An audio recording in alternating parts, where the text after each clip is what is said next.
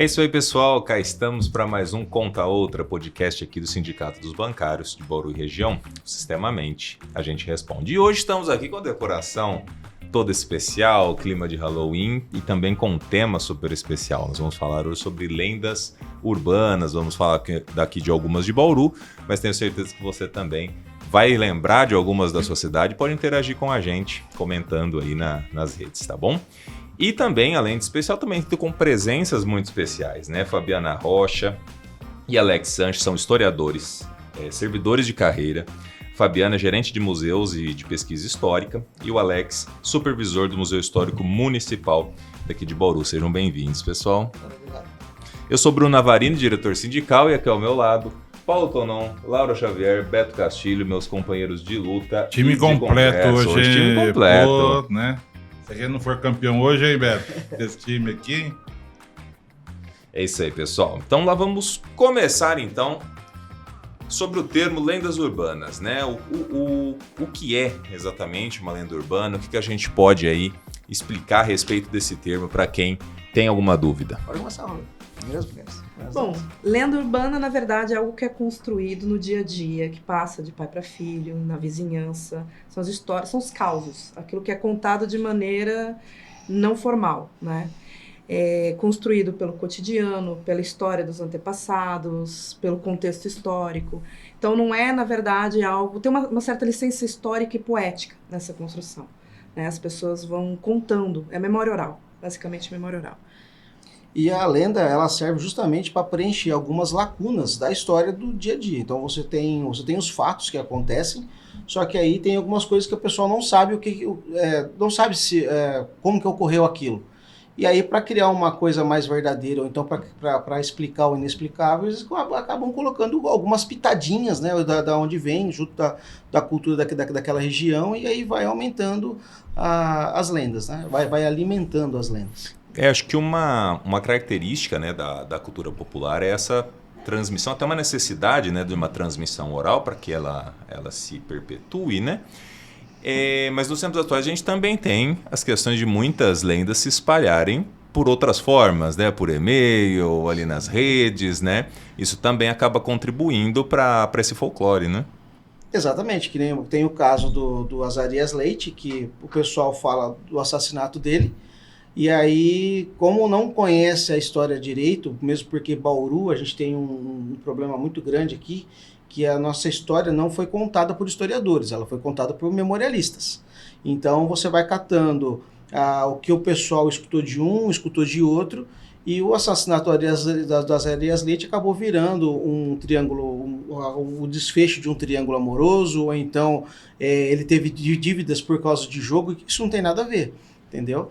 Então as lendas são justamente disso, elas são criadas porque ela não tem a necessidade de que seja contado somente com fatos históricos, né? Então por isso que são lendas.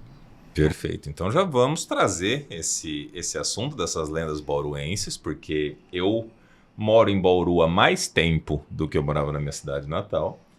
E eu não tive contato, talvez por já vir para cá um pouco maior, né? Não ter convivido muito com pessoas que também não eram daqui. Eu não conheço as lendas urbanas e tô curioso aqui para saber. Eu queria ver o que vocês têm para contar para gente. Bom, qual é começar? O que é interessante de falar também em relação às lendas urbanas, né, é que quando uma história é contada, às vezes ela tem mais da pessoa que está contando do que daquele que está sendo contado. Né? Então, por exemplo, essa situação que o Alex estava citando do Azarias, né? As pessoas gostam desses personagens históricos, gostam de encontrar características muito do nosso dia a dia mesmo, né? Então, assim, uma figura histórica, né, distante ali, aquela figura do livro, de repente estava envolvido num triângulo amoroso. Então, você traz para uma coisa mais terrena, né, aquela figura. Então, a gente tem várias lendas que acabam adquirindo essa característica da história mais real, assim, da história mais do dia a dia, que às vezes não tem, na verdade, uma associação, mas transforma esses personagens de sobrenomes em pessoas comuns, né? Não só tem mais casos, né, que você acaba criando nisso, mas voltando no seu caso mesmo. Você é de qual cidade? Sou de Olímpia. De Olímpia. Lá certamente teve uma noiva que nunca casou. que tem uma história. Lá também tem a história de uma mulher que acabou falecendo, uma loira, que nem a história da loira do banheiro. Todo lugar tem a história da loira do banheiro, cada uma de uma maneira diferente. Com suas pequenas variações, Exatamente. acho que justamente para isso, A né? Se mesma trazer para a coisa. realidade. Exatamente, é a mesma coisa do lobisomem. Que nem Bauru também tem um caso do lobisomem aqui nos trilhos do trem. Então, quer dizer, uma lenda que era escandinava, que era dos países do leste europeu, no fim ela foi parar aqui em Bauru, nos trilhos da noroeste da FEPASA. E aí cria-se uma outra coisa, que nem o pessoal para matar o lobisomem usava bala de prata. Aqui o que os ferroviários colocavam? Colocava estacas de cruzes de madeiras no decorrer da linha. Então você tem tudo esse aparato. Quem não tem uma criança que estava levando marmita para o pai que acaba falecendo no meio do caminho, porque uma vez saindo de casa pode ser que não volte. E aí tem a lenda também de uma criança que estava carregando a marmita, levando para o pai e que não voltou para casa. Então você tem várias lendas, porque você, em todas as regiões tem essas lendas, só que aí elas foram que acabam meio que criando vínculo com aqui. E a gente no museu, tanto no nosso departamento, que é de proteção ao patrimônio histórico, a gente gosta de fomentar essas lendas, porque é uma contribuição da comunidade. Isso mostra de como a comunidade pertence àquele local. Então, para a gente é interessante que essas lendas elas acabem sendo vinculadas, acabam tendo corpo, e com o tempo você pode ter certeza que ela vai tendo mudanças. Elas vão mudar. Você pode ter certeza que daqui a pouco a mesma lenda que está sendo contada da noiva vai ser contada de uma outra maneira. A gente pode até contar depois como que surgiu a noiva aqui em Bauru e as mudanças que ela teve no decorrer do tempo. Ô Alex, eu acho essa questão que você falou é bem interessante, do envolvimento, né? Até pegando o gancho que estamos gravando o programa, né, Brunão? Porque vai ter a caminhada das lendas urbanas, é a 4ª caminhada. Então estamos no Halloween, nós estamos gravando esse programa. E ano passado deu mais de 600 pessoas nessa caminhada, né? Então, assim, olha o envolvimento. Nessa caminhada não, porque ano passado foi no museu, né, Beto? Foi no museu. Ano retrasado. Então, assim, mas você vê o envolvimento das pessoas, né? As pessoas gostam desse tipo de atividade, né? Por isso que a gente está ajudando, inclusive, na divulgação, né? Essa caminhada, na verdade, ela surgiu inspirada em uma caminhada que acontece em São Paulo, né? Que é Despertando os Fantasmas, no aniversário da cidade. E a gente pensou em adaptar e fazer alguma coisa com uma cara bauruense. Em 2019. Foi a primeira versão dessa caminhada, foi uma versão na rua, já uma edição na rua, com a mesma proposta que a gente vai fazer esse ano. Depois veio a pandemia, né, aí isolamento social. Em 2021 a gente fez uma versão digital, com vídeos produzidos falando um pouquinho sobre essas lendas urbanas. Foi feita uma seleção de, eu acho que 8, né, lendas urbanas, e fizeram 8 vídeos. E aí, em 2024, a gente retomou o evento, só que numa versão escape room, né, dentro do Museu Histórico. Então, desde 2019, essa é a primeira vai ser o retorno, na verdade, né, da caminhada nas ruas mesmo, no centro de Bauru, que é o formato original dela. Essa é a quarta edição. E essa 4ª edição a gente vai sair da frente do museu, do cemitério, a gente sai da frente do frontispício do cemitério, e aí vem contando as lendas, né, nas ruas, porque o interessante é você passar por esses locais e ir contando essas lendas ali, né? E aí vai terminar na frente do museu com um show de rock. Por que o show de rock? Porque geralmente o pessoal fala que roqueiro é tudo demoniado, então o negócio é na frente do museu ter um show de rock com 2 bandas aqui da nossa cidade. A Rock 80 e a outra o Calibrados 80, né? Mas o interessante é justamente isso, é você fazer com que essas lendas percorram as ruas para ter mais vozes, né? E o mais interessante é que a maioria dessas lendas, elas são do centro da cidade, porque é a parte velha da cidade, né? Então por isso que é tão interessante você passar pelas ruas. Que nem no caso, a gente sai da frente do cemitério ali, já tem a primeira lenda, que é sobre o João Henrique Dix, que foi um hoteleiro daqui de Bauru, que tem uma ligação muito, muito forte com o Cemitério da Saudade. Saindo dali, a gente passa pela Batista de Carvalho. Aprofunda isso aí primeiro, Betão, porque tem muita gente que fala que isso aí tem relação. faz uma analogia com o Bem Amado, novela, né? Sim. Que pode ter inspirado a novela e tal. O João Henrique Dix, ele foi um hoteleiro daqui de Bauru, né? E você quer falar? Não, pode falar. Senão eu vou acabar falando. Por favor. Não, o João Henrique Dix, ele tinha um hotel aqui em Bauru. E ele era muito cativante aqui na cidade. O pessoal, tanto que o hotel dele, como Bauru era uma cidade de passagem, e o hotel dele, como ele era muito amigável na parte de abordagem com o pessoal, tal, então o pessoal vivia procurando o hotel dele. E aí, com o tempo, ele precisava de um cemitério oficial na cidade, porque na verdade a gente teve vários cemitérios aqui na cidade antes de ter o Cemitério da Saudade. Todo mundo acha que o Cemitério da Saudade é o primeiro, aí já está valendo, não é o primeiro, né? A gente tinha os primeiros, a gente tinha que levar o pessoal para fora de Bauru, que era perto de Lençóis. Então, se seguia aquela rua ali onde era do Cadeião, seguia por aquela rua ali, ela margeando o rio para levar até o cemitério. Aí depois, isso lá em 1800 e bolinha. Aí depois teve a gente tinha um outro cemitério que era particular, que era da igreja, que ficava ali perto da 7 de setembro. De cima de 7 de setembro, qual que é? 15 de novembro. Então você tinha um cemitério ali também, que era da igreja, né? Tinha um outro cemitério que era meio que clandestino, mas aonde também o pessoal acabava colocando também, até os indígenas também chegaram a utilizar, que era perto onde é o Centro Cultural hoje. Não sei se vocês sabem onde é o teatro ali. Até o pessoal, até aquele prédio, que fala que é amaldiçoado e tal. E depois teve o que ficava na Ezequiel Ramos. Na Ezequiel Ramos, não sei se vocês sabem onde tem ali na altura, onde tem o posto de saúde, né? Então ali tinha um cemitério. Só que precisava regularizar, porque começou a ter algumas leis de saneamento, junto com as leis que envolvem a questão de cemitérios, que tem que ficar, na época, né, tinha que ficar 300 metros da cidade, não podia ter passagem de água perto, já tinha que ficar num lugar que é onde o vento levasse o cheiro embora. Então aí falaram assim, vamos fazer ali perto onde é o Cemitério da Saudade, né, hoje. Então, e aí a prefeitura chegou, a gente fez uma pesquisa, porque até então a gente achava que ele que tinha doado as terras do cemitério. Aí, feito o levantamento, a gente percebeu que a prefeitura tinha comprado uma parte já dos terrenos ali para fazer o cemitério. E o João Henrique Dix, ele cede uma parte também, ele compra uma parte e doa para a prefeitura. E aí, com isso,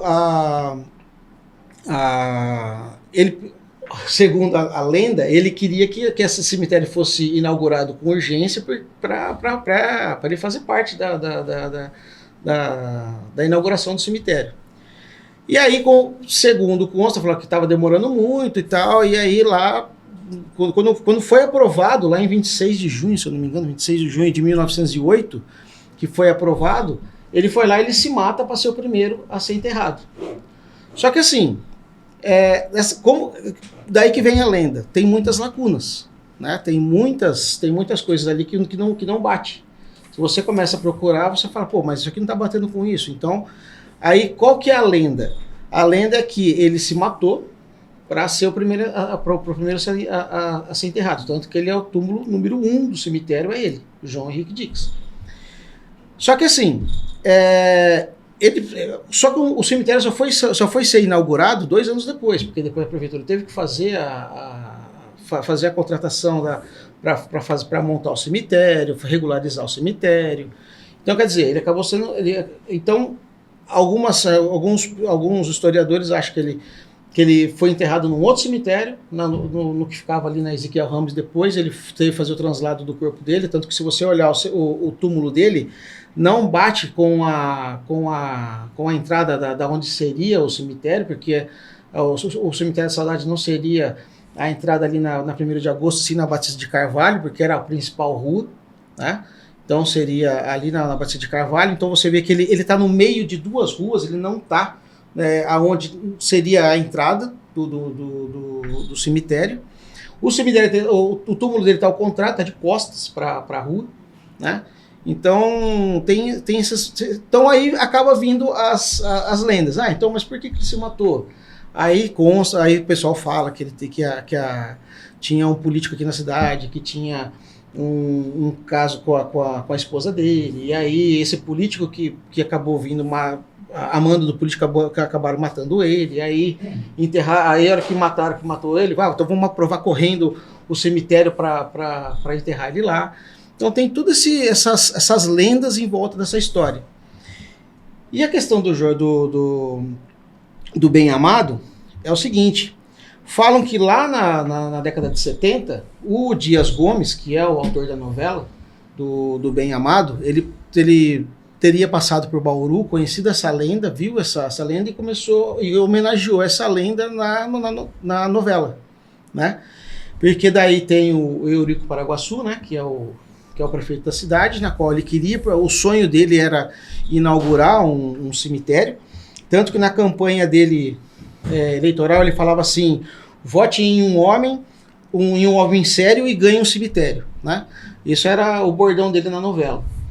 E aí, no fim, por ironia do destino, o Zeca Diabo, né, que era o Lima Duarte, acaba matando ele, e ele acaba sendo o primeiro a ser enterrado no cemitério, porque depois de um tempo já inaugurado o cemitério, ele já prefeito, e ninguém morria para ser enterrado naquele cemitério, né? Então são essas histórias. Então dizem que o Dias Gomes utilizou essa lenda aqui de Bauru para fazer a novela, o que é interessante. Agora, é uma lenda, a gente não sabe se é verdade. Pode ser uma lenda também. Pode ser uma lenda, porque a gente não sabe se é verdade.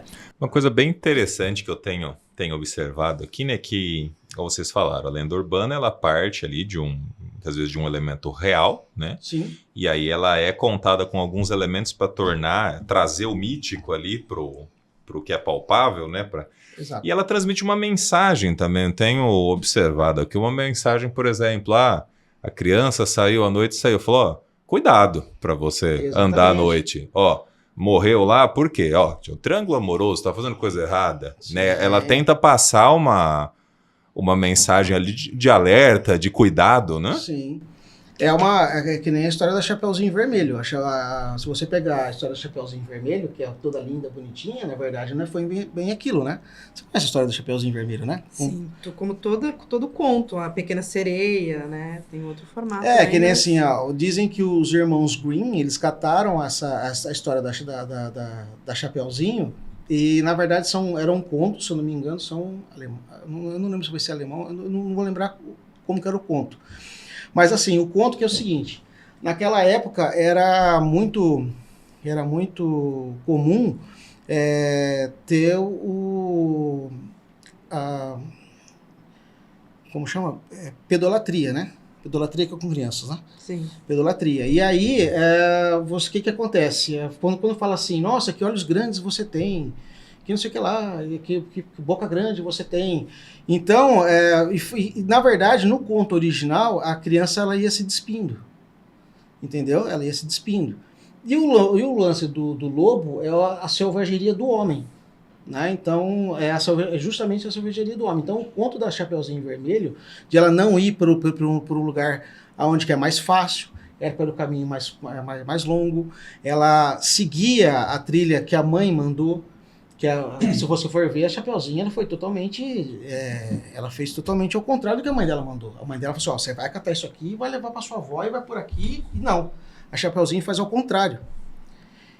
Então, é justamente isso, entra nessa questão, que essa história da Chapeuzinho era justamente para educar a criança a fazer o que a mãe estava mandando fazer.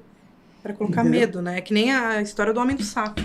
Né? Acho que hoje em dia todo mundo conhece do Homem do Saco, que raptava a criança, para a criança não ficar longe dos pais, para a criança não se distanciar. É um modo de educar pelo medo. Então, essa história, por exemplo, do menino que levava a marmita, provavelmente toda a cidade tem um menino que levava a marmita, que fez um caminho diferente do que os pais orientaram, ou que saiu de casa sem essa autorização e aconteceu um acidente. É um modo de educar. Não sei se muito pedagógico, né? Creio que não, mas é um modo. Para a época, se você for contextualizar, o que é importante na história é sempre você contextualizar. Por exemplo, meu pai levava marmita toda vez pro meu avô na FEPASA. Ele pegava justamente na parte da linha, ele ia pela linha, ele saía da Bela Vista, atravessava o rio e ia pela linha. E essa história da marmita, da criança da marmita aqui em Bauru, ela fala que a criança estava carregando a marmita, e aí ela não viu o manobrador fazendo a manobra do trem, E ele se perdeu ali, aí o trem pegou e matou a criança. E aí a gente escuta o choro da criança todo dia à noite, aqui no centro da cidade e tal, justamente porque o centro da cidade é onde estão os trilhos, né? E aí você tem... E o meu pai, ele sempre falava dessa história. Falava, tinha uma criança que acabou sendo atropelada aqui eu naquela época... Então, quer dizer, você usa o medo para educar.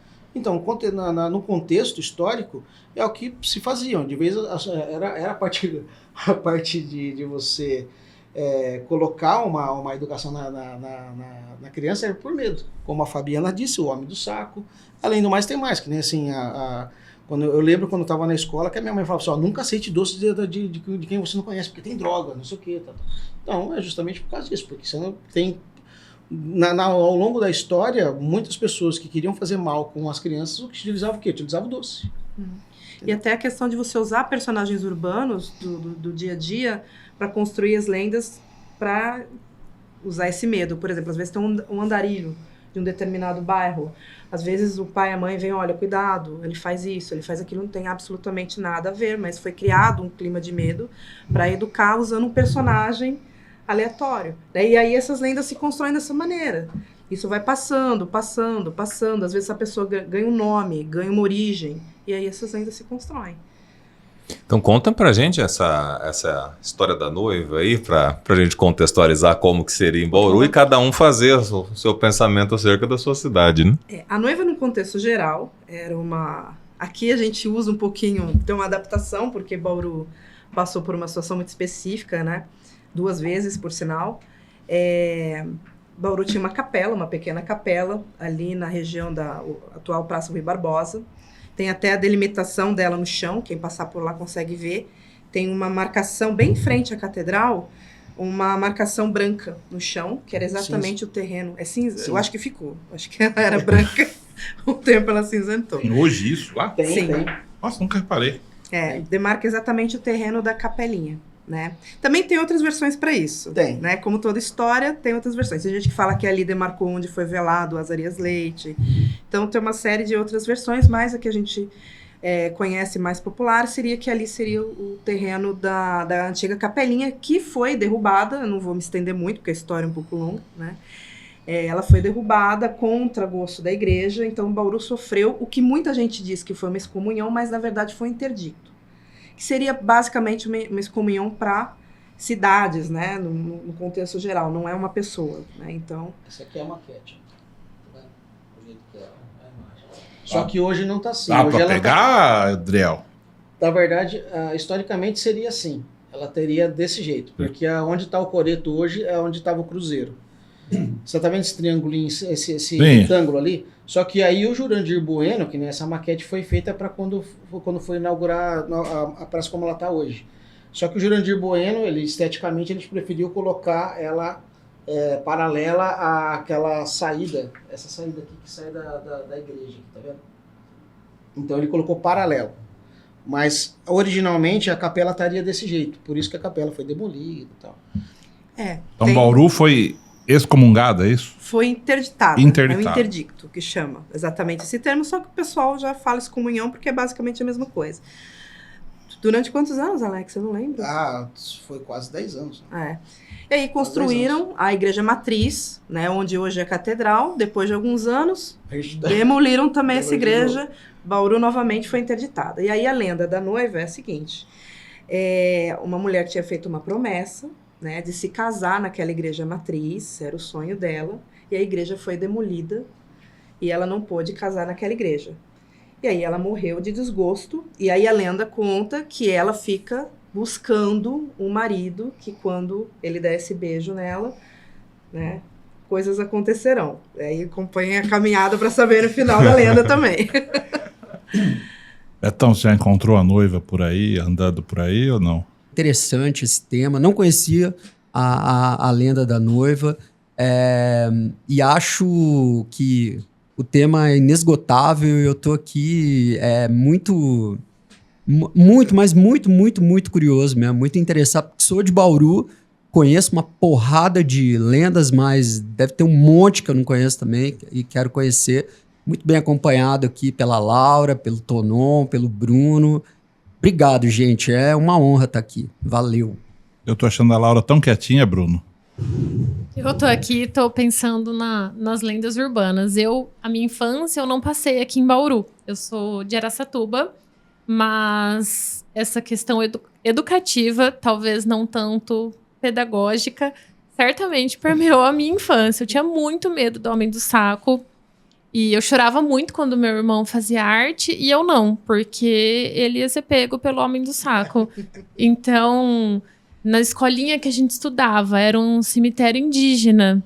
Então, a gente não podia fazer muita bagunça também, porque senão a gente era pego. E aqui, Pelos espíritos indígenas? pelos espíritos, olha só. Pelos espíritos. E o meu avô já viu o lobisomem, ele é de Fernão Dias, era, né? Então, toda essa cultura, essa lenda, certamente esteve presente na minha infância. E hoje a gente já vê uma mudança disso, né? Eu tenho sobrinhos pequenos e quando a gente fala sobre lobisomem, eles dão uma aula pra gente sobre o que é o lobisomem e fala muito sobre isso que a gente está explicando aqui. Não é isso. É só um cachorro grande, floresta, do jeitinho deles.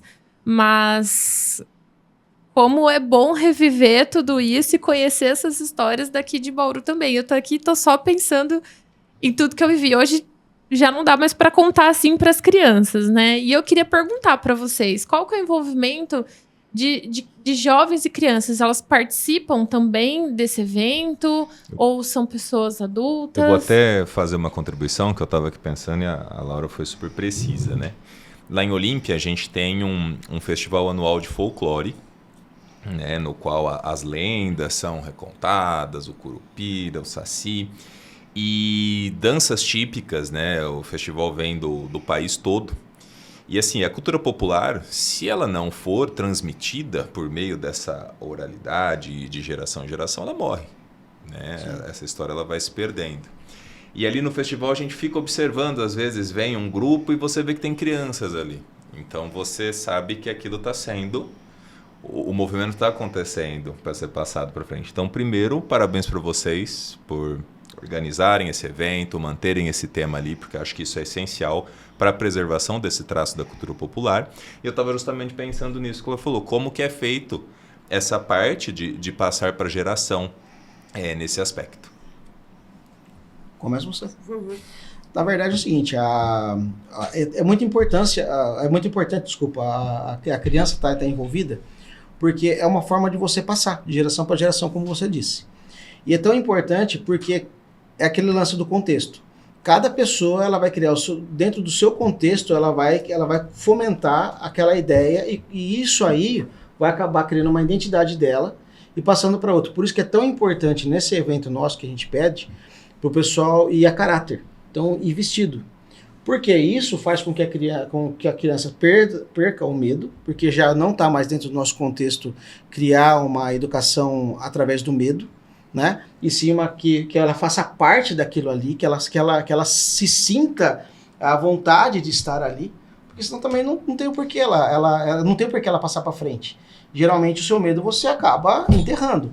Então é interessante que ela passe para frente. Então ela estando ali, ela vai se sentir motivada para passar para os seus filhos. Com isso a gente consegue passar os fatos históricos para frente também. Então você acaba criando essa ideia de passar adiante, né? Como a gente aqui no município há muito tempo era criar.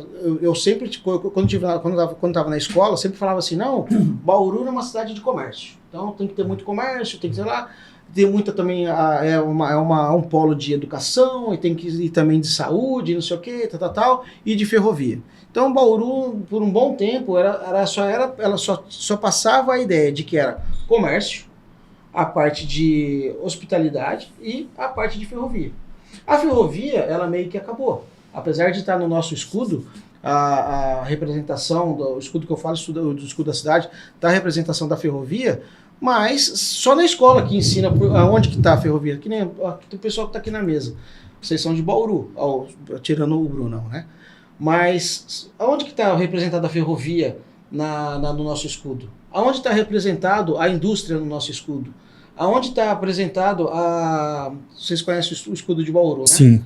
Então, onde está representado as ferrovias, onde está representado a indústria, onde está representado qual era a nossa principal economia ali no nosso escudo.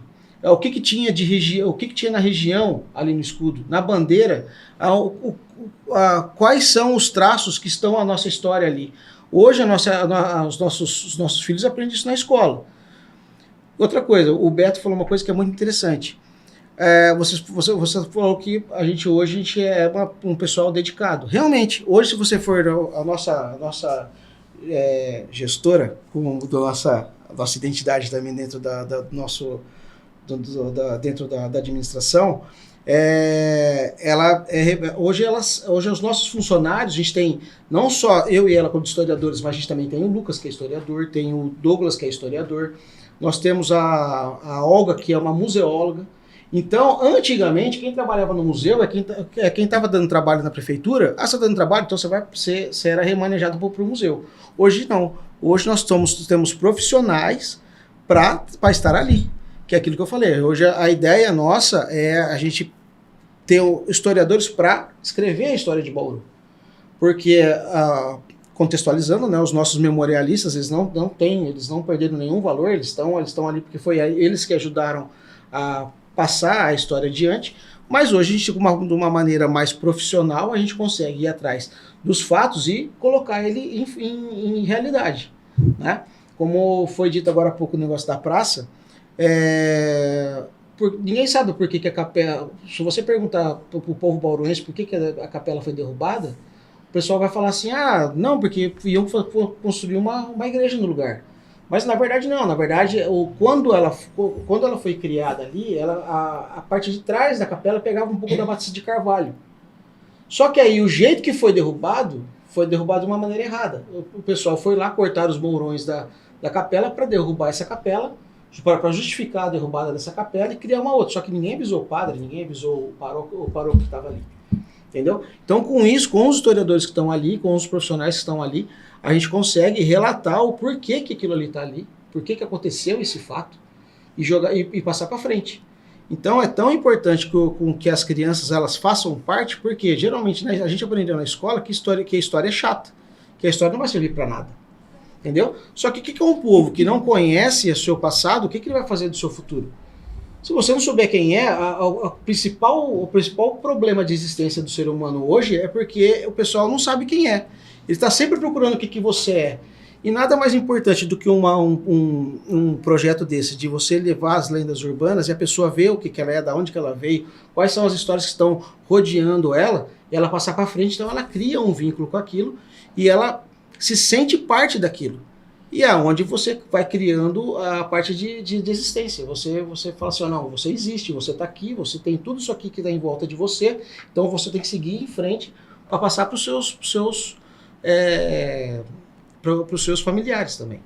E é interessante essa questão da participação das crianças, primeiro porque a gente tenta demonstrar, né, uma das funções do evento, que a memória oral ela tem várias fontes, várias perspectivas. E, acima de tudo, que a gente consegue trabalhar com um caráter mais leve, que a gente consegue incluir essas crianças nesse processo sem que seja pela teoria do medo.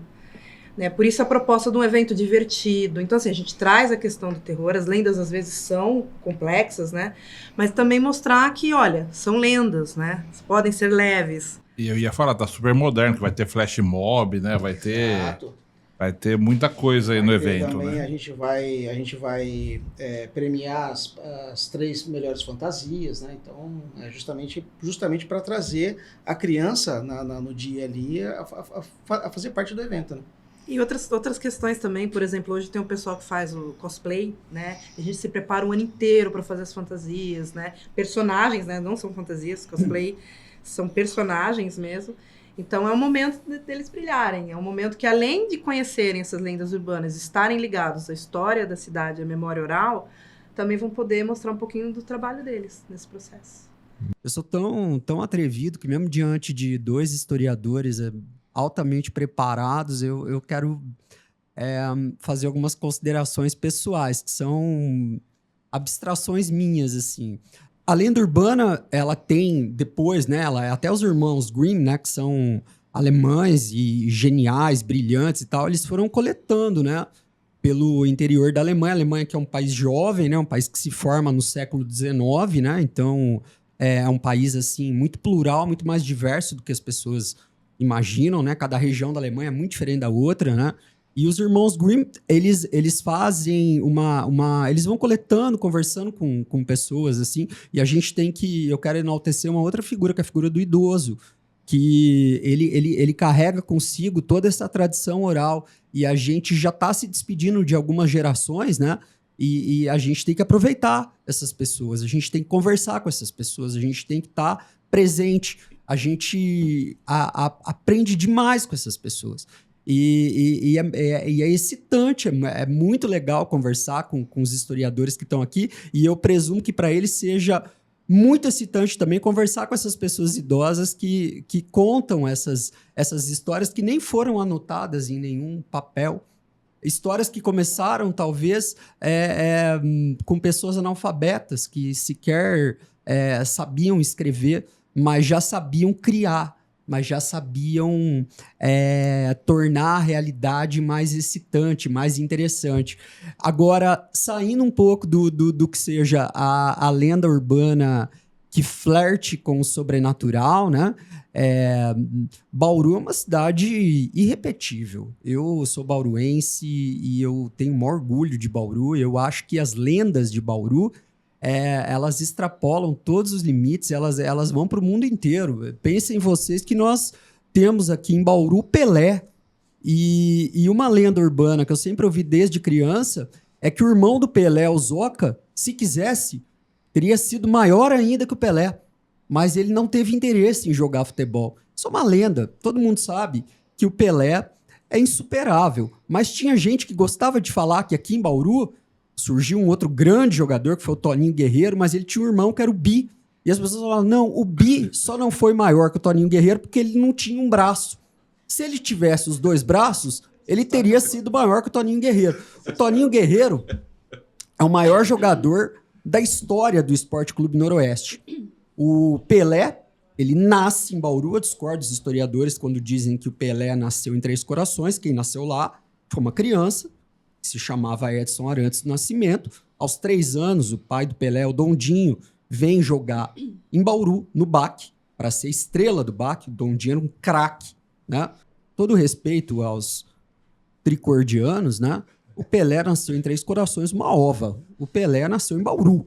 Quem nasceu em Três Corações foi o Edson, né? Como ele mesmo gostava de separar, né? O Edson, o Pelé, o Edson nasceu lá, mas o Pelé nasceu aqui. E o Pelé começou a jogar em qual time?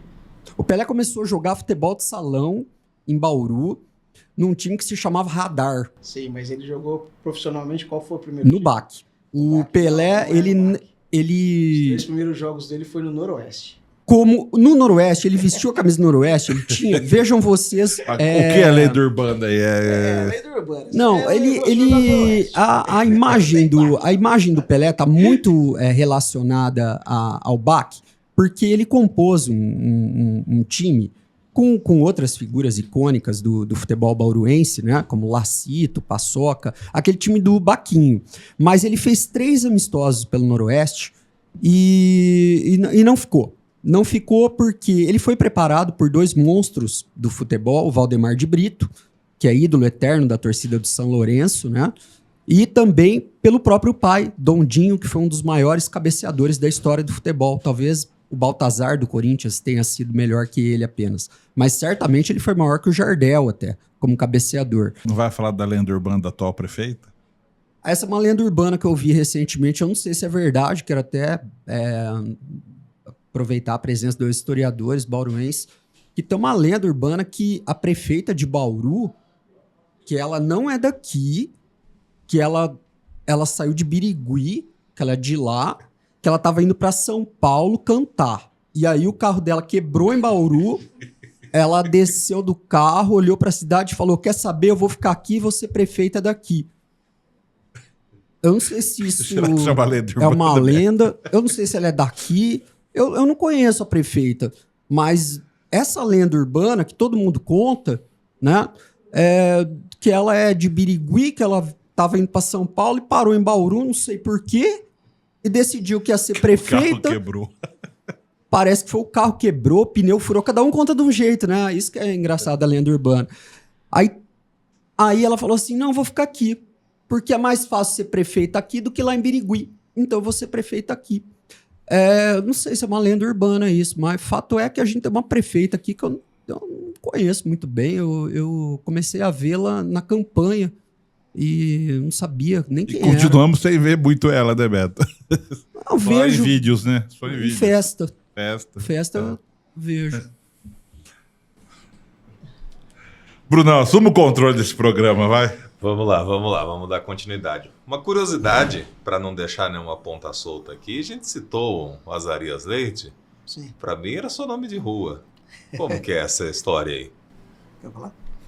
O Azarias Leite, ele começa a história dele aqui em Bauru, ele vindo para cá ele vendia burros, né? Ele acabava vendendo comerciante de burros. E ele acabou vindo para cá lá em 1866, se não me engano. Ele vem para cá e aí ele vem primeiro e depois ele retorna, ele volta para Minas Gerais, se não me engano é Palmas a cidade dele, e ele retorna com a família, ele já para ficar aqui. E até então ele tinha ele tinha um comércio aqui em Bauru e tal, e aí ele começou a se meter em política.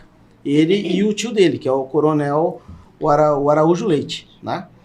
E logo depois, em seguida, ele conseguiu ser vereador, só que até então não era aqui em Bauru, né? Bauru era uma vila, era a Vila de Bauru, e aí o nosso município pertencia a Espírito Santo da Fortaleza, né? Só que o Espírito Santo da Fortaleza já estava em declínio. E aí o pessoal os vereadores de lá, eles tinham sido acabados de empossar em janeiro de 1896, eles tinham tomado posse e eles pretendem mudar para cá a sede do município, né?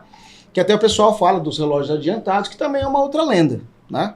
Isso também é uma outra lenda. A lenda do relógio adiantados nada mais é do que uma lenda, porque não tem nada escrito, não tem nada marcado, não tem nada em lugar nenhum dito isso. E aí o pessoal fala que o prefeito de lá estava contra, que tinha um vereador que estava contra. Só que na verdade é o seguinte, o prefeito na época, ele tinha o poder de um delegado, ele não tinha poder realmente de prefeito. Quem mandava era o presidente do legislativo, era o presidente da Câmara que mandava. E a votação foi feita e eles passaram o município para cá. Tanto que Bauru é uma das poucas cidades do Brasil que a gente comemora a data da sua emancipação, a gente não comemora a data de fundação. Todo município, quando ela é registrada, o município é registrado, ele já começa a sua data de criação ali.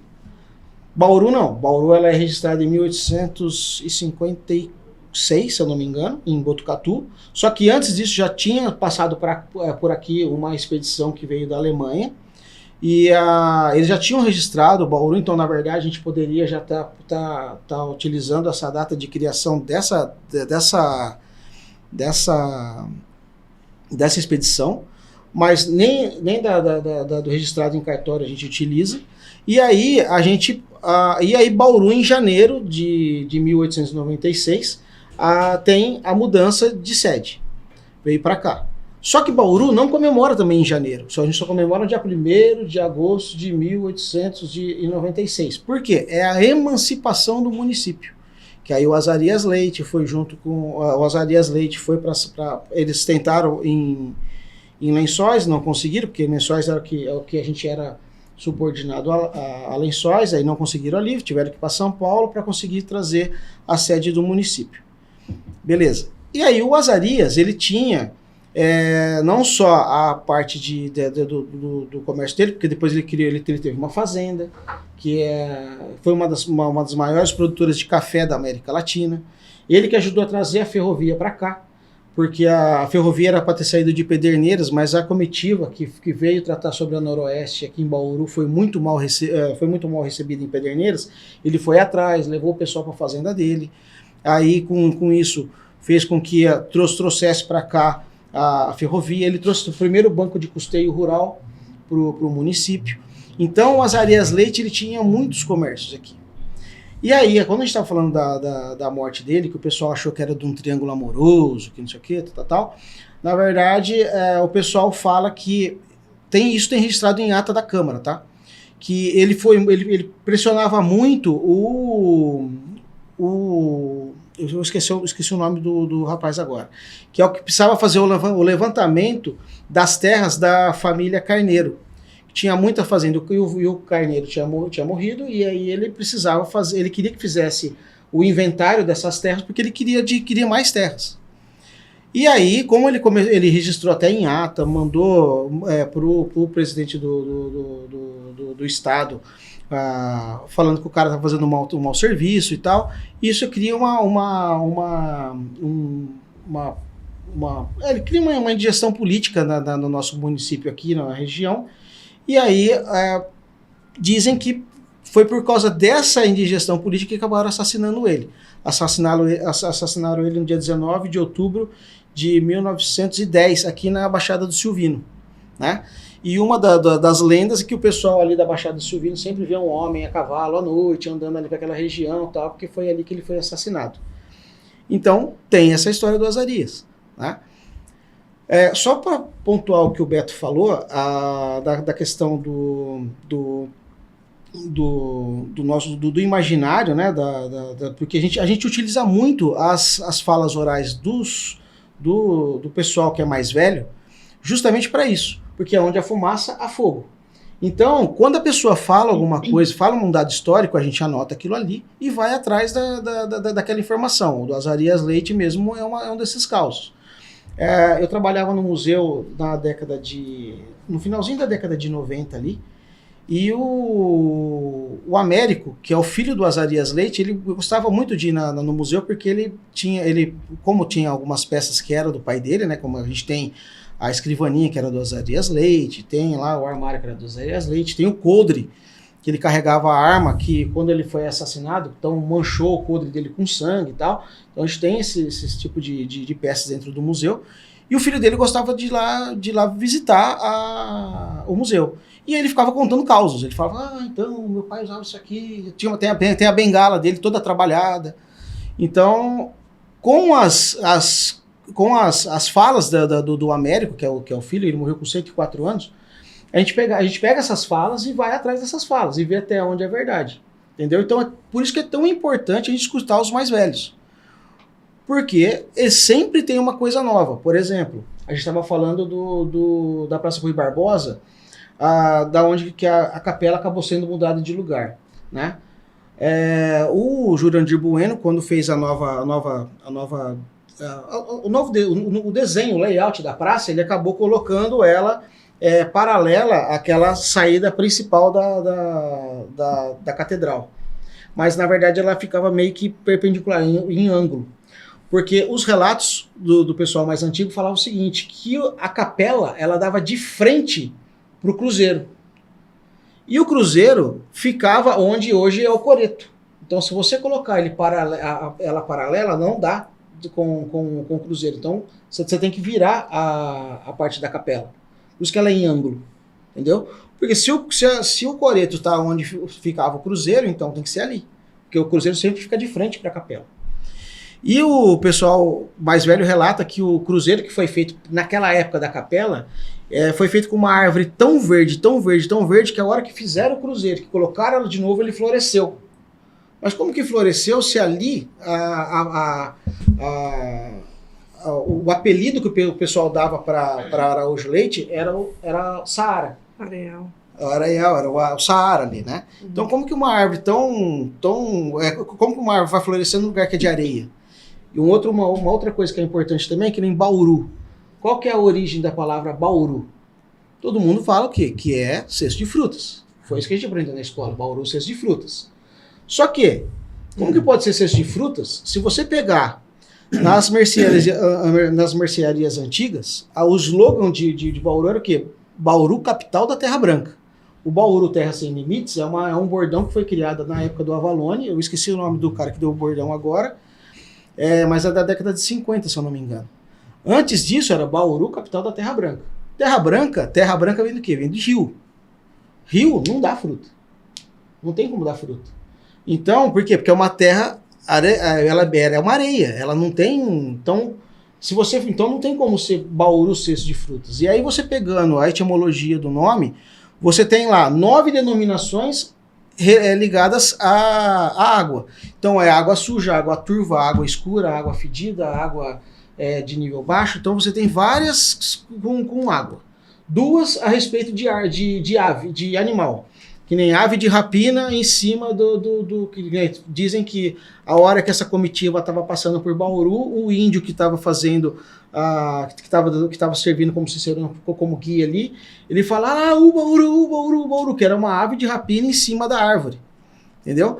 E aí você tem uma única denominação quando você muda muito o nome, ou as palavras, as letras, para dar Bauru cesto de frutas. Entendeu? Então, por isso que é importante você ter esses relatos, você pegar esses pontos históricos, pegar esses fatos históricos e aí formar a história da sua cidade, a história de onde você vive. E entender que a história nem sempre é uma verdade absoluta, né? Ela é construída às vezes de perspectivas. Então, por exemplo, toda essa questão que você estava falando da praça, a gente tem também uma história semelhante na Estação Central. Que a gente tenta chegar realmente no que aconteceu. Nos relatórios de construção, os relatórios oficiais, né, eles contam que a estrutura é feita de concreto da estação. Só que os trabalhadores, ao longo de décadas, sempre citaram que a estação foi construída sobre troncos de aroeira. Que o terreno é um terreno pantanoso e que o tronco de aroeira, quando ele entra em contato com terras úmidas, ele petrifica. Né? Então, ele dá sustentação para aquele prédio gigante, monumental. Então, você tem o confronto entre a história oficial, que nem sempre é história real, porque ela também pode ser manipulada pelo interesse da época, de quem está escrevendo, com a memória oral daqueles que trabalharam naquele processo. Então, primeiro, né, a memória oral ela é história, mesmo que a gente abra um buraco, encontre a estrutura de concreto, a gente tem que entender por que esses trabalhadores carregam essa memória do tronco de aroeira.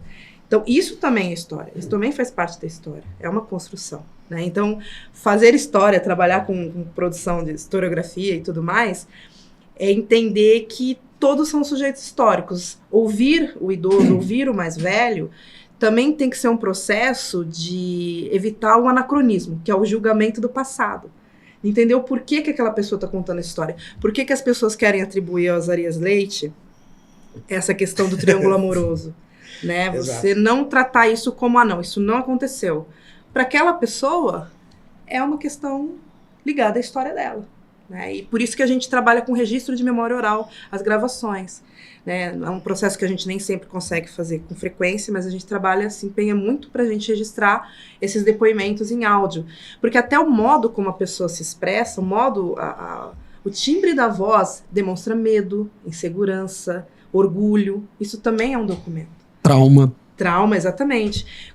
O pessoal que trabalhou nos registros dos ferroviários, né, as gravações, muitos ferroviários, quando iam falar um pouquinho sobre os seus chefes, seus diretores, eles começavam a olhar para trás, anos depois, todos, né, os diretores falecidos, com receio desses diretores ouvirem. É uma questão corporal e vocal de medo dessa fisiológica, pessoa. Né? Exatamente. É engraçado que as pessoas, elas sentem prazer no medo.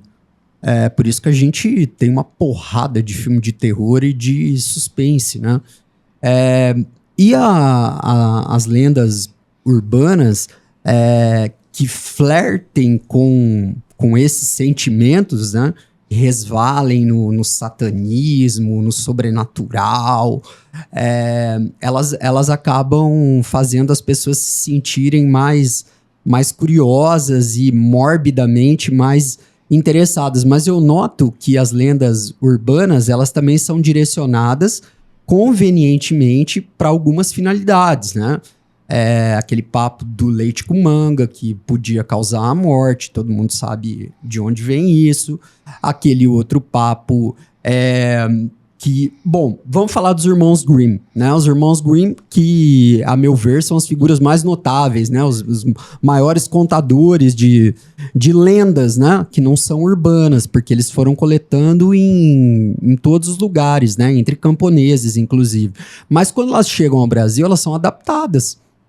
Se a gente ouvir mesmo a história, a gente fala, opa, mas não foi assim que eu ouvi.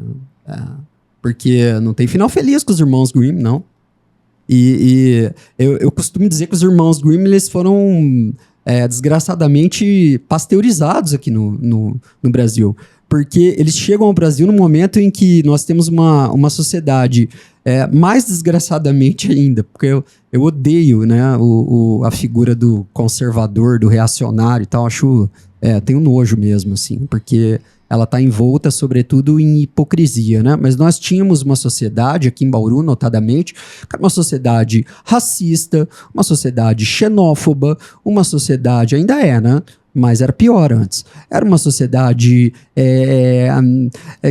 que era orientada pela homofobia. Então, o homem do saco é o quê? É a aporofobia, entendeu? É expor, assim, aquele que chega de fora, aquele que é maltrapilho, aquele que é andarilho, esse aí é um monstro, né? Esse é um monstro, então tem que ser evitado, né?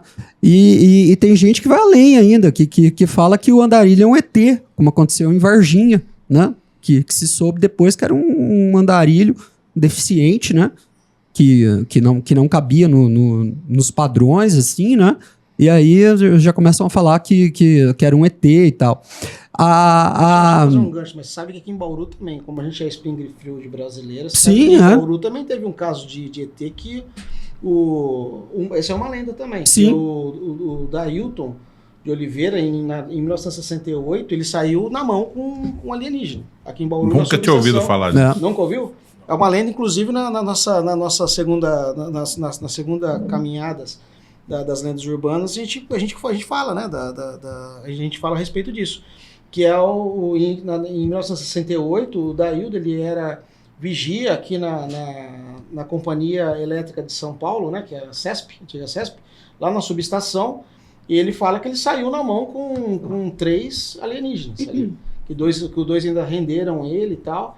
E fala que depois da saída eles correram para um furgão e o furgão começou a voar e saiu fora. Então ele insiste em falar que era e o alienígena pode ser mesmo, porque alienígena é aquele que vem de fora, né? Naquele momento, né, em que as cidades eram muito... E por isso a gente tem no interior de São Paulo essa riqueza, né, de sotaques, né, em Piracicaba eles falam de um jeito, em outro lugar. E também tem muita lenda urbana envolvendo sotaque, né? Que na verdade todos os sotaques derivam da forma como os povos originários falavam, né? Mas tem gente que quer acreditar que em Piracicaba eles falam com aquele R puxado porque houve uma intensa imigração de americanos ali depois da Guerra de Secessão e tal. E tem gente lá em Piracicaba que acha mais chique, né? Fala assim, não, eu falo assim porque teve muito americano que veio pra cá, estadunidense, né?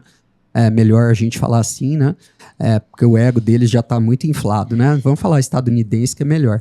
Então, realmente, aquela região tem até uma cidade chamada Americana por isso, né? Porque, de fato, houve, mas já se falava com o R de Piracicaba. Minha família é de lá, é de Piracicaba. E agora, pra fechar mesmo, eu quero falar de uma última...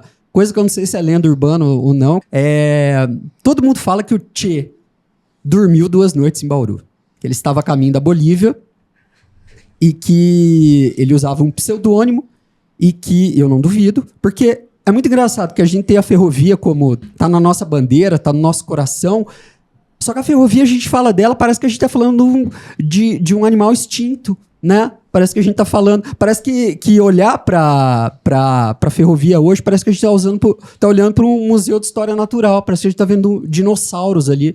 Figuras que a gente sabe que existiram, mas que a gente não conviveu com elas, né? Ou conviveu pouco. Eu que tenho 49 anos, andei muito de trem, né? Fui para São Paulo de trem. Meus 2 avós eram ferroviários, né? Infelizmente já não os tenho, né? Mas essa história é plausível, faz sentido. Disse... né? Conta-se, alardeia-se que Ernesto Che Guevara Lacerna, usando um pseudônimo, a caminho da Bolívia, depois de fazer a revolução em Cuba, né, e caminhando para a morte na Bolívia, sem saber, obviamente, mas preparado para isso também, revolucionário que era, né, o maior de todos, que ficou em Bauru 2 noites esperando um trem que saía mesmo de Bauru e ia em direção à Bolívia. Então, não duvido que tenha sido verdade, inclusive o finado, né, e isso é o problema de a gente ir perdendo pessoas dessa geração. O finado ministro Vanuc, quando esteve aqui em Bauru, na UAB, eu tive a honra de conhecê-lo e conversar com ele, ele afirmava isso, assim, com muita, mas sem titubear. Não, o Che Guevara esteve em Bauru, vocês têm a honra de terem recebido o comandante Ernesto Che Guevara Lacerna em Bauru por 2 noites. Ele ficou em Bauru, descansou em Bauru e seguiu para a Bolívia para fazer a revolução proletária na Bolívia. Vocês já ouviram isso? O que vocês têm a dizer sobre isso? Eu já ouvi. Obrigado, gente. Você quer falar? Eu quero pegar um gancho só, depois você fala. Não, então comenta. Em relação, você fez uma citação em relação ao Museu de História Natural, né? Bom, nós temos não é um Museu de História Natural no caso, mas um museu sobre a história da ferrovia na região. E um dos nossos trabalhos é exatamente mostrar que a ferrovia, ela não é uma história do passado, ela é uma história do cotidiano, ela é uma história do presente, né? Mostrar que essa memória é viva e que ela perdura, né? Então, realmente, não essa questão de falar da ferrovia como se fosse algo do passado. Talvez a funcionalidade da ferrovia, né, a ferrovia enquanto transporte, talvez tenha ficado no passado, pode ser que retorne no futuro. No Brasil apenas. Sim. Porque o europeu odeia viajar de avião. Sim. E é por isso que viajar de trem é tão caro e viajar de avião é tão barato. Porque viajar de trem é extremamente prazeroso. Sim, eu não me refiro só a transporte de cargas, mas de passageiros também. Então é uma tristeza, eu falo isso com muita tristeza. Eu não tô nem falando de Brasil, eu tô falando de Bauru região, né? A gente hoje não tem transporte de passageiros aqui, está no passado. Mas a gente precisa lembrar que essa história foi construída. Então nós temos ferroviários e eles são a história viva. Então uma das funções do Museu Ferroviário Regional de Bauru é trabalhar com essa memória, tá? Então a ferrovia para nós, né, e para Bauru, não é uma história do passado, é uma história do presente. Nós temos anualmente um encontro histórico ferroviário que trabalha essa questão da memória. Tem o passeio da Maria Fumaça, que todo mundo pira, todo mundo adora fazer esse passeio. Os brasileiros... Virou lenda urbana também, a volta desse passeio, Beto. Sim, o passeio da Maria Fumaça aqui em Bauru é uma coisa que faz todas as gerações, desde a mais tenra idade até a pessoa nonagenária, vibrar, é emocionante. Eu acho que a gente podia já, Beto, já que você tocou nesse assunto, daqui uns 60, trazer os dois de volta para abordar a questão da ferrovia. Eu acho necessário. Daria um belo podcast. Temos que falar. O podcast tem que ter umas 3 horas. Esse já tá dando uma hora, que é um tema já inesgotável. Deixa combinado desde já, mas vamos fechar então para manter no tema. É o maior orgulho da história de Bauru é a ferrovia, e a ferrovia ela tem que ser resgatada. Nós temos, como bauruenses, e nós temos que tornar esse animal que parece extinto, nós temos que fazer esse animal voltar a circular, porque é, de fato, um componente essencial da nossa história, é a ferrovia. Bauru só existe por causa da ferrovia. Bom, só voltando no Che Guevara, como a gente falou sobre a memória oral, tem vários ferroviários que falam que Che Guevara esteve em Bauru. Sim. Você pode, a gente pode até depois, uma hora ou outra, conversar com alguns e ver se eles querem vir aqui, mas eles falam que esteve em Bauru, sim, que ele esteve em Bauru. Só que tem um lance também que, não sei se você sabe, mas nessa época também todos os passageiros que passavam por Bauru, que como Bauru, como foi dito no começo lá, Bauru era uma cidade de passagem, e esse pessoal, eles querendo ou não, eles eram controlados. O pessoal do governo controlava quem estava, onde estava, qual que era, em qual hotel que ele estava, ou então em qual, esqueci o nome agora, hospedagem. Pousada, hospedaria, pensão, né? Pensão, que tinha muita pensão, né? Então ali na região ali, então tinha, que nem quem ficava no Hotel Cariani, sempre era taxado. Né? E daí vem a lenda urbana que se achou dentre os nomes ali de uma lista, um pseudônimo que comumente era usado pelo Che Guevara. Sim. E aí, É o que o Vanucci inclusive, falava. Os dois lados falam, tanto do pessoal de esquerda, porque querendo ou não, ferroviário, tinha bastante ferroviário que era de esquerda. Sim. E eles falam, não, o Che Guevara afirma que o Sim, Che Guevara esteve sim. aqui. E enquanto o pessoal de direita também afirmava que ele também esteve aqui e que perderam a oportunidade de ter matado. De ter acabado com ele logo ali. Né? Mas que recebeu ordem de não levar para frente. Então, realmente, a gente tem esse lance de que ele esteve. Mas, assim, é aquilo que eu te falei. É história oral. Não tem nada registrado. A gente não tem os registros. Né? Uma segunda coisa... O que torna, então, uma lenda. Se torna uma lenda. Não é história. Isso é lenda. É uma lenda, porque o que acontece? A gente não Vocês, tem como nada. historiadores, não podem considerar que o Ernesto Che Guevara Lacerda esteve em Bauru. Assim, é uma lenda apenas. Ele precisa de um documento. Um documento primário. Sim. Não, como não tem nada Sim. primário, é a mesma coisa. Conhece aquele lance de que se uma árvore cai no meio da mata, ela faz barulho? É a mesma coisa. Como se você não estava, se ninguém ouviu, se ninguém estava ali para registrar, ela não faz barulho. Entendeu? Então é a mesma coisa aqui. Se você não tem nada registrado que ele esteve aqui, não tem como a gente afirmar que ele esteve aqui. Agora, o que a gente pode falar é o seguinte: a gente pode tem uma sinalização de que existe a possibilidade dele ter passado por aqui pelo fato de história oral. A história oral entra naquilo que a Fabiana falou. Muitas pessoas, a hora que está relatando aquilo, ela não quer se comprometer. Então ela fala, eu acho que teve.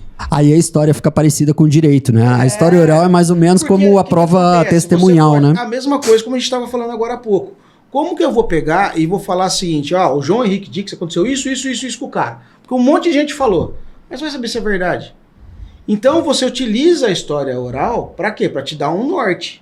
Agora, basta a gente ter que ir atrás de documentos para fazer aquilo, para você registrar aquilo. Tanto que o pessoal fala, se você não quer ter nada de errado, não registre.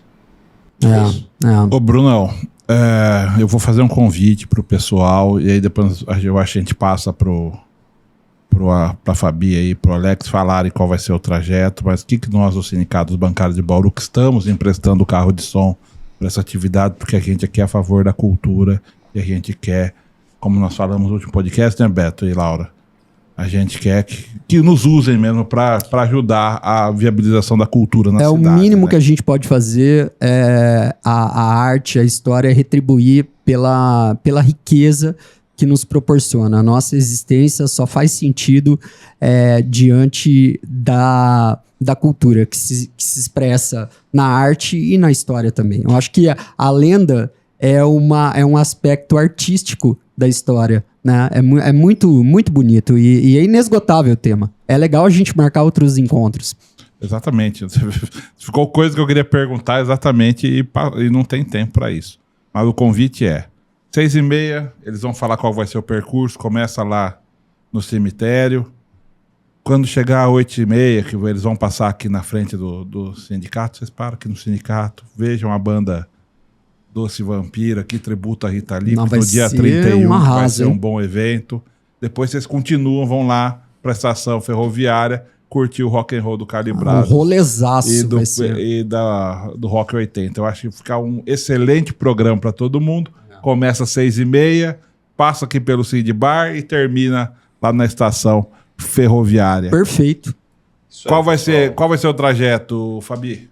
Bom, o início da caminhada vai ser às 6h30 da tarde. Cemitério da Saudade, né? Isso, na rua Hermínio Pinto, quadra 2, número 1, né? Bem ali na frente do portal principal do Cemitério da Saudade.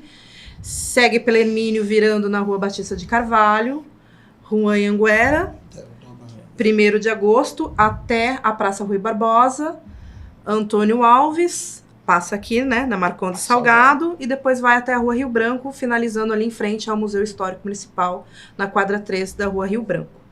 E ali a gente vai ter as duas apresentações musicais da banda Rock 80 e do Calibrados 80 também. Essas apresentações musicais estão marcadas para que horas? A gente prevê chegar em torno de umas 8h40, por aí, né? Mais ou Não, menos. dá para misturar os dois rolês aí tranquilamente.